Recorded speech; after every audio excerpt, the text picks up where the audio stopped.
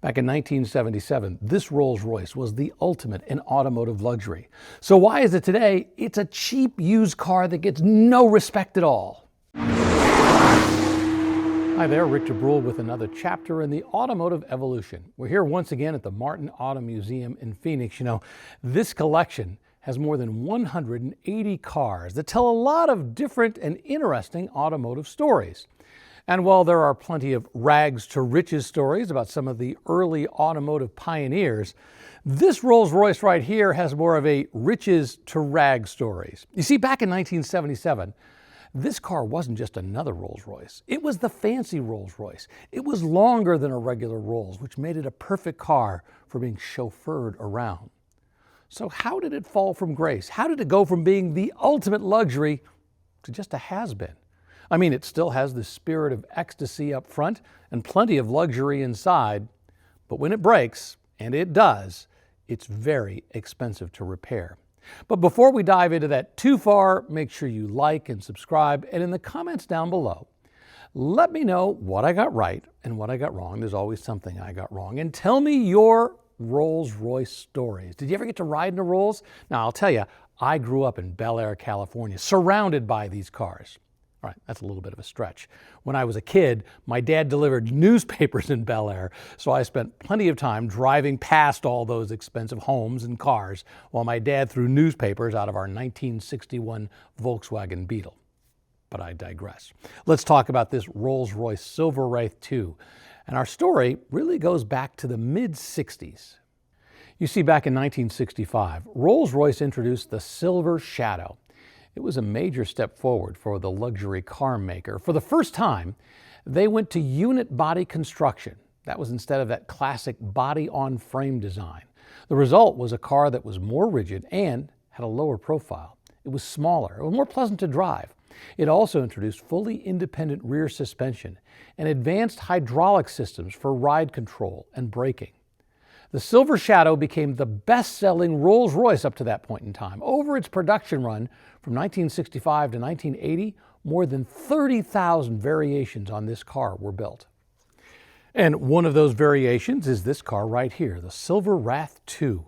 You see, in 1977, the year this car was built, they basically took the Silver Shadow and stretched the wheelbase. It was only about 5 inches or so longer, but the result was a luxury car that got even more luxurious. If you were going to have a chauffeur, this was likely the Rolls that you were going to choose, and it was going to cost you. Back in 1977, the price for this car was nearly $64,000. That would be more than $350,000 in today's dollars, which would explain why just slightly more than 2,000 of these were built. You had to be more than just a celebrity. You had to be a rich celebrity. And rumor has it, that's exactly who owned this car.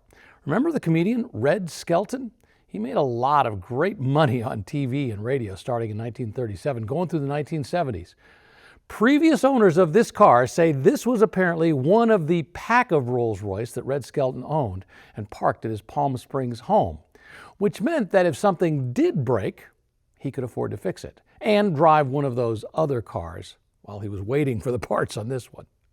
If you want to buy one of these today, the initial price is pretty cheap. Here's one that sold for $16,000. Plenty go for around $12,000. And this one sold for $8,000. But remember, that's just the cost to get it home. Any problems and the cost and the headaches will jump considerably. And I'd love to know, have you ever worked on one of these? How hard is it to work on? How expensive?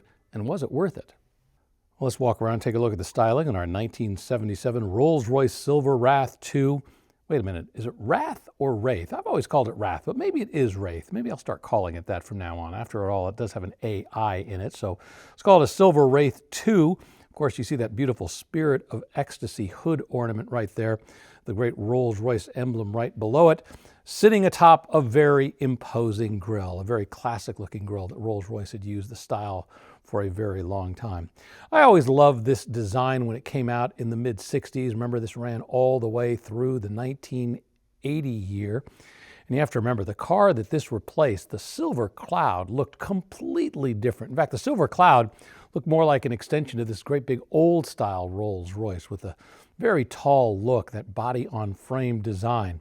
When they went to this style in 1965, it just changed everything from a styling perspective. Lower, sleeker, as I mentioned, unit body. I like the way the fenders flow back.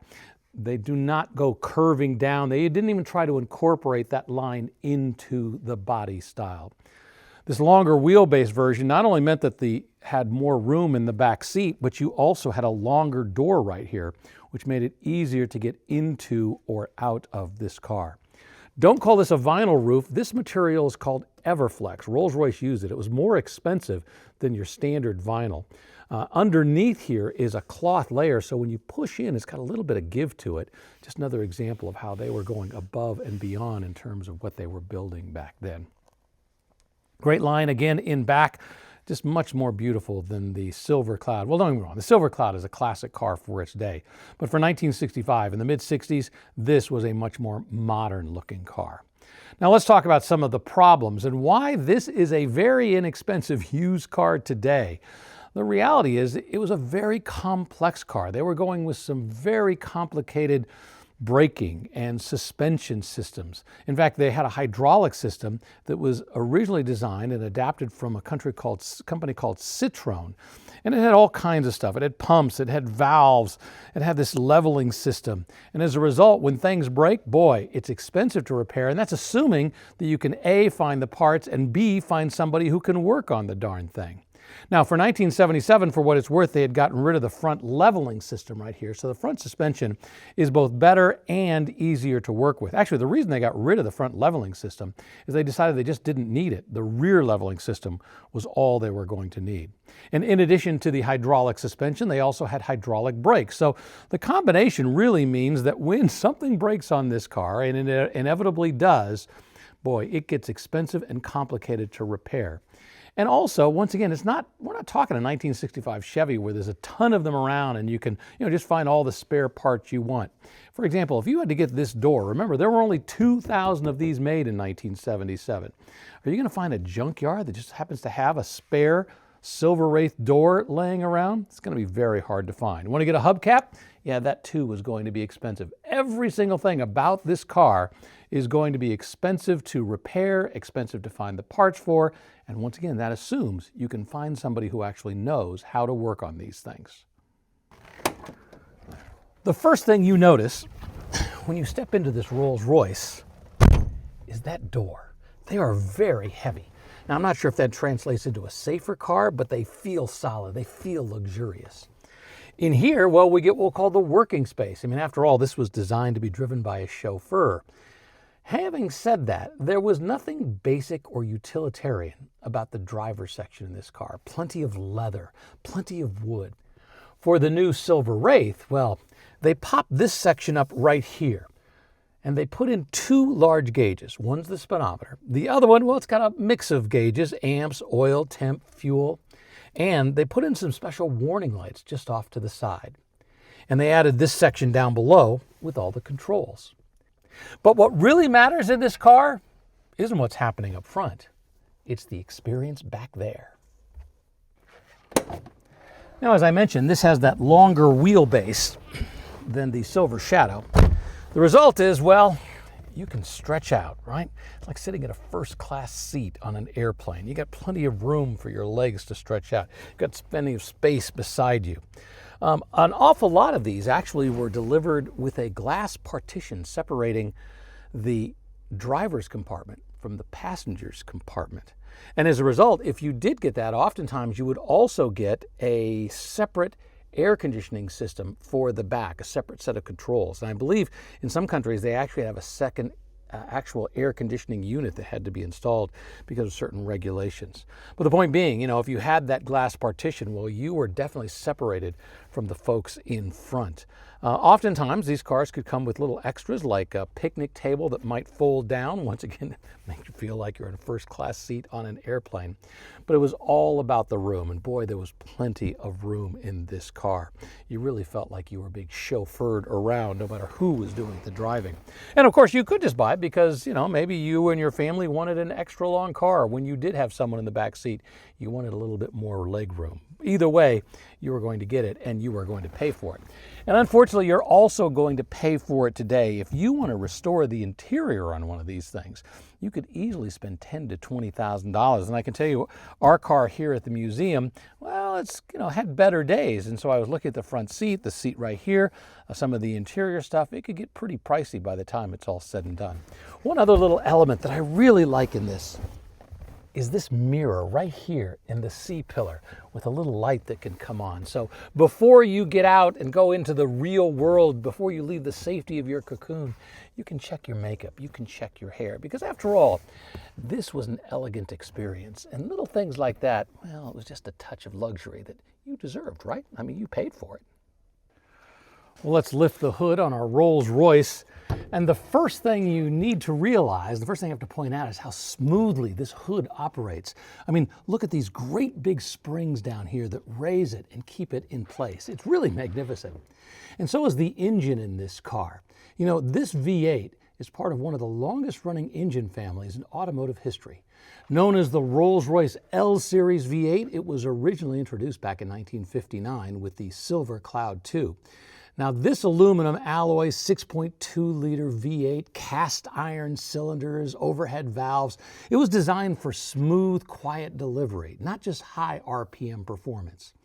By the 1970s, this engine had been expanded to 6.75 liters, that's 411 cubic inches.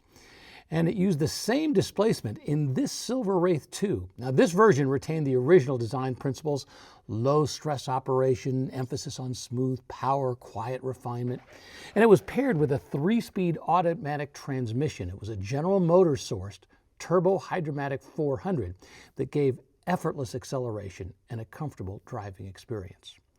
Rolls-Royce did not publish official horsepower figures for this engine during the 1970s. The old joke is when asked, the company simply said the horsepower was adequate.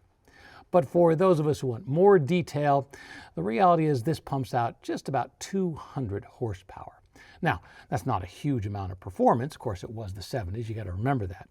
When this engine, though, it wasn't about going fast. It was about tuning it for steady pulling power at low speed, which suited a large chauffeur-driven car. This has a dual carb setup, but it looks a lot different than what folks on this side of the pond are used to. Dual SU carburetors, a setup that was common on a lot of British cars back then. SU stands for Skinner's Union, and what makes them different is that unlike fixed Venturi carburetors, SU carbs used a variable Venturi design. They have a piston and a tapered needle that automatically adjusts fuel flow based on the engine demand. So that helped with smoothness and efficiency. Now, having a car with twin SUs, I had that at one point in time. They're sometimes a little tricky to get tuned just right, but when they are right, well, these SUs run just fine.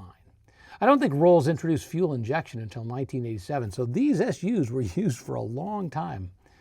Incidentally, the Rolls L series of engines had a really healthy life. After plenty of upgrades and revisions, it was finally laid to rest in 2017. That's a remarkable run. And from a reliability perspective, well, guess what? In this car, the engine is not the weak point. In fact, if properly maintained, it should last a long time. But if something does go wrong, well, once again, it's probably going to cost just a tad more than your Ford or your Chevy or your Toyota or your Honda to rebuild. While the Silver Wraith was only built for a few years, the Silver Shadow that it was based on had a pretty impressive run, going from 1965 all the way to 1980. And while only 2,000 Silver Wraiths like this one were built, a total of 30,000 Silver Shadows hit the streets, making it one of the most successful Rolls-Royce models of all time. After 1980, the Silver Wraith name disappeared from the Rolls-Royce lineup for nearly 2 decades. But it was replaced by the long wheelbase versions of the Silver Spirit. Those were called the Silver Spurs. The Silver Wraith name did return in 1998, once again a long wheelbase version of the Rolls-Royce Silver Seraph. It was built in very limited numbers with lots of custom touches for each customer. When BMW acquired Rolls-Royce, well, they retired the Silver Wraith name with the introduction of the Rolls-Royce Phantom 7 in 2003. But back to the problem of why these cars are so cheap today. You see, original owners probably don't care about the repair costs, maybe not even the second owners. But with a car that is nearly 50 years old, the owner of this one, whoever buys it, doesn't want to drop that big money to fix the hydraulics or the brakes or the leather or the wood when they're not going to get a return on their investment. That's because this really isn't a really prized car right now. People just don't think it's worth spending the money to get it back into top shape.